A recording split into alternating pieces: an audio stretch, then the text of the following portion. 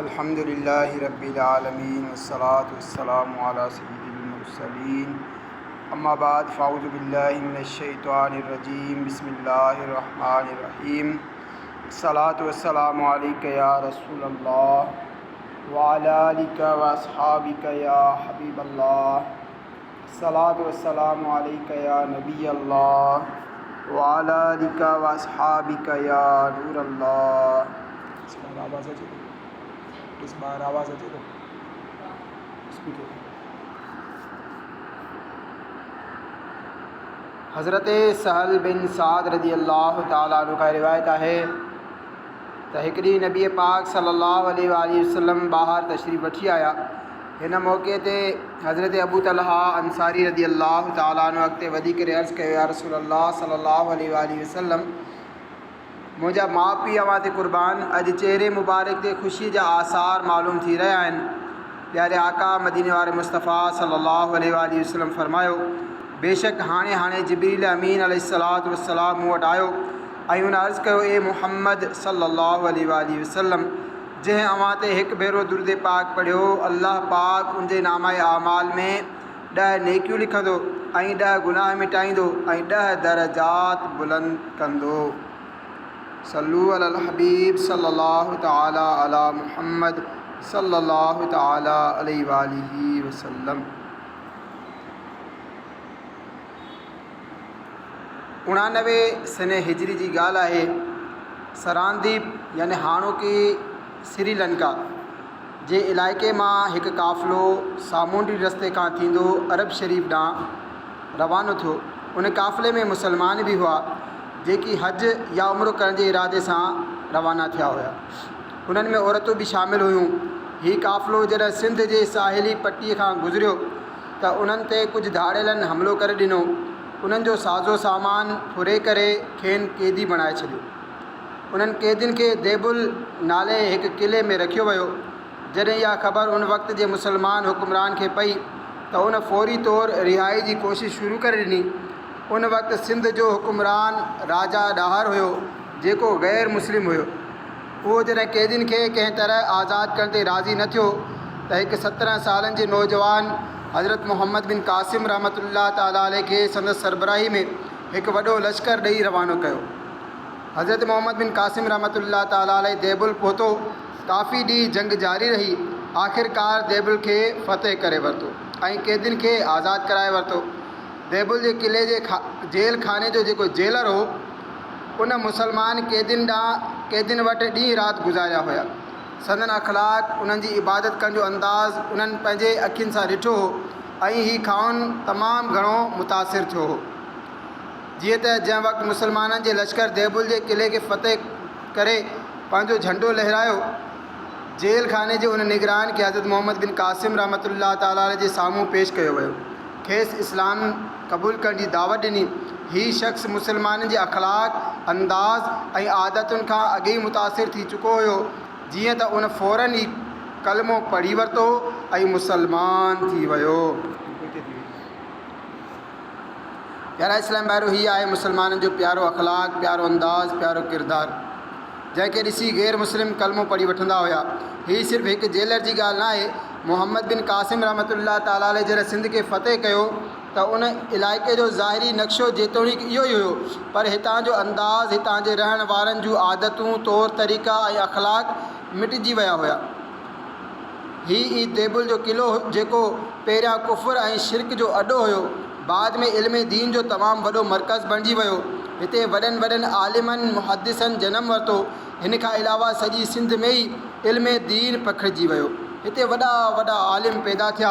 हिते हज़रत बायज़ीद बिस्तामी रहमतुल्लाह ताला अलैहि जहिड़े आला रुतबे वारे कामिल बुज़ुर्ग जो हिकु उस्ताद अबू अली रहमतुल्लाह ताला अलैहि बि सिंधी हुया।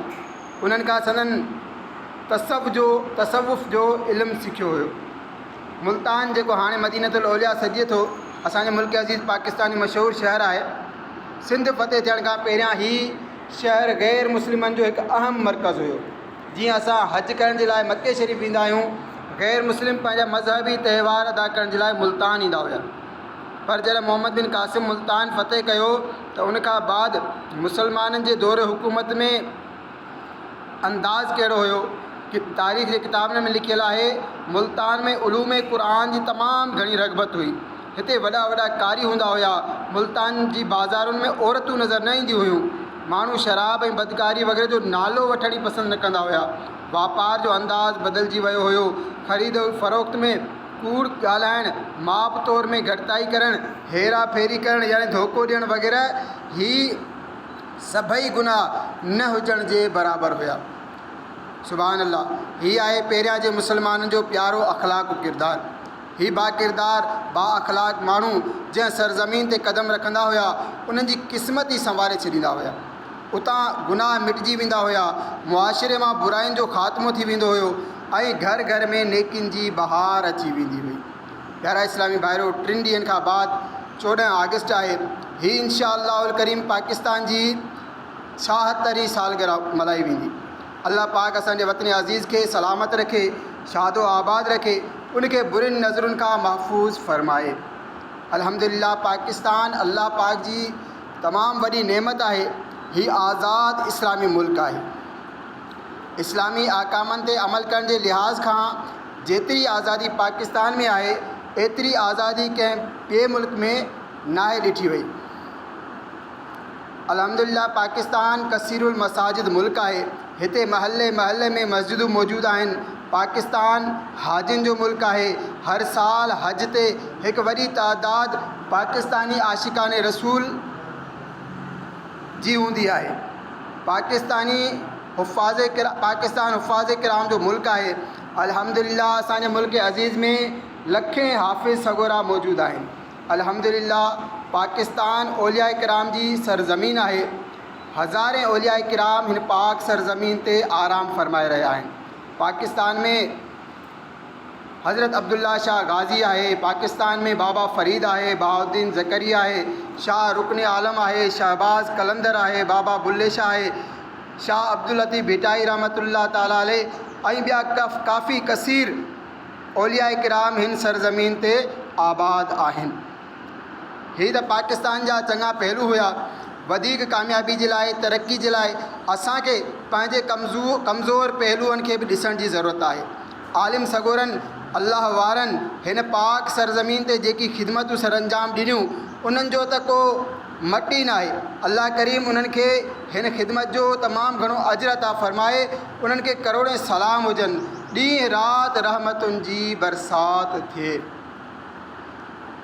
पर असां पंहिंजे मुतलिक़ बि गौर कयूं त असांखे हिन सरज़मीन ते 76 साल थियण वारा आहिनि।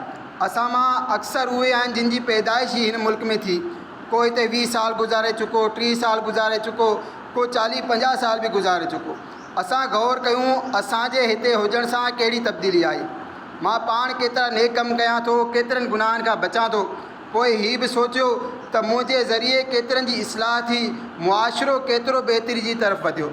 अल्हम्दुलिल्लाह असांजे मुल्क अज़ीज़ में लखें लख आशिकान रसूल अहिड़ा आहिनि जेकी नेकियूं कंदा बि आहिनि, नेकी करण जो हुकुम बि ॾींदा आहिनि, बुराइनि खां बचंदा बि आहिनि, ॿियनि खे बि बचाइण जी कोशिशि कंदा रहंदा आहिनि। पर अफ़सोस केतिरा ई अहिड़ा बि आहिनि जिन जो अंदाज़ अहिड़ो नाहे। बल्कि जेकॾहिं मजमूई तौर ते ॾिठो वञे त अॼु मुसलमान अख़लाक़ी तौर ते तनज़ुली जो शिकार आहिनि। पहिरियां जा मुसलमान क़ैद खाने में बि हूंदा हुया त उन्हनि खे ॾिसी करे गैर मुस्लिम कलमो पढ़ी वठंदा हुया, मुसलमान थी वेंदा हुया। पर अॼु मुसलमान आज़ाद मुसलमाननि खे ॾिसी करे बि ॿिया मुतासिर नथा थियनि।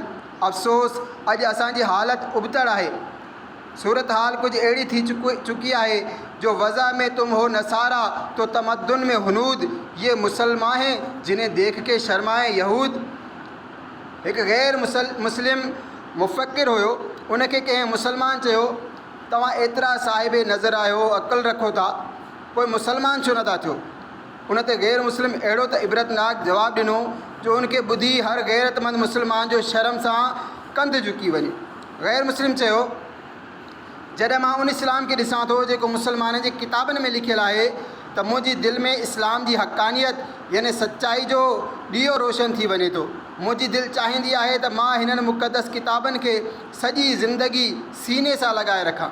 पर जॾहिं मां उन इस्लाम खे ॾिसां थो जंहिं ते अॼुकल्ह जा मुसलमान अमल करे रहिया आहिनि त मुंहिंजी दिलि इस्लाम खां बेज़ार थी वञे थी।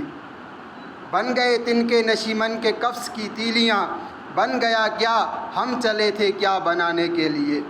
यानी घर ठाहिणो हो क़ैदखानो बणिजी वियो, असां बणाए छा रहिया हुआसीं ऐं छा बणिजी वियो। मतिलबु हीउ त असां उबती राह जा मुसाफ़िर थी विया आहियूं। थियणु त हीउ खपे हा जो असां ॿियनि जे लाइ ज़िंदगी जो नमूनो बणिजूं हा, असांजे सबबु इस्लाम खे तरक़ी मिली हा। पर उबतो हीउ छा थी वियो जो माण्हू असांजे सबबु इस्लाम खां नफ़रत करणु लॻा। अल्लाह पाक क़ुरान पाक में फ़रमाए थो, ए मुसलमानो तव्हां भली उम्मत आहियो जेका माण्हुनि जे हिदायत जे लाइ ज़ाहिर कई वई। तव्हां भलाई जो हुकुम ॾींदा आहियो ऐं बुराई खां मना कंदा आहियो। इमाम फ़खरुद्दीन राज़ी रहमतुल्लाह ताला अलैह फ़रमाइनि था, आयत सगुर जी माना हीअ आहे त ए मुसलमानो लोहे महफ़ूज़ में तव्हांजी इहा वस्फ़ लिखियलु आहे त तव्हां सभिनी खां बहितर ऐं सभ खां अफ़ज़ल उम्मत आहियो। तव्हांजे लाइक़ु इहो आहे त तव्हां हिन मनसब जी हिफ़ाज़त करियो, हमेशह अल्लाह पाक ऐं उनजे प्यारे महबूब सल्लल्लाहु अलैहि वसल्लम जी इताअत गुज़ार ऐं फ़रमान बरदार थी रहो। अल्लामा मुफ्ती अब्दुल मुस्तफ़ा आज़मी रहमतुल्लाह ताला अलैह हिन आयत जे वज़ाहत कंदे फ़रमाइनि था, हिकु मुसलमान जे लाइ ज़िंदगी जो पहिरियों मक़सदु ख़ैरुल उमम यानी बहितरीन उम्मत थियणु आहे। जहिड़ी तरह गुलाब जे लाइ ख़ुशबू, मोती जे लाइ चमक ऐं सिज जे लाइ रोशनी लाज़िम आहे, अहिड़ी तरह हिकु मुसलमान जे लाइ पंहिंजे अमलनि ऐं फ़इलनि जे लिहाज़ खां समूरिन उम्मतुनि में सभ खां आला, सभ खां अफ़ज़ल, सभ खां बहितर हुअणु लाज़िम ऐं ज़रूरी आहे। इबादतूं ऐं मामलात हुजनि या अख़लाक़ ऐं आदतूं, गर्ज़ ज़िंदगी जे हर शोबे में ज़िंदगी जी आख़िरी घड़ियुनि ताईं हिकु मुसलमान ख़ैर ई ख़ैर हुजे। बसि पूरी ज़िंदगी क़ुरान ऐं सुन्नत जो दामन पकड़े सिराते मुस्तक़ीम यानी सिधी राह ते हलंदो वञे त जीअं ॿियूं क़ौमूं मुसलमान खे ॾिसी ही सदा हणनि, यही वो हैं जिनके वास्ते ख़तमुल मुरसलीन आए, इन्हीं पर ख़त्म है खैरुल उमम की जलवा सामानी। यानी ही उहा ख़ुशनसीब उम्मत आहे जंहिंजी हिदायत जे लाइ अल्लाह पाक पंहिंजे सभ खां महबूब नबी ख़ातमुन नबीयीन सल्लल्लाहु अलैहि वसल्लम खे मोकिलियो। हिन उम्मत खे खैरुल उमम जो लक़ब ॾिनो वियो। अल्लाह तबारक व तआला खां दुआ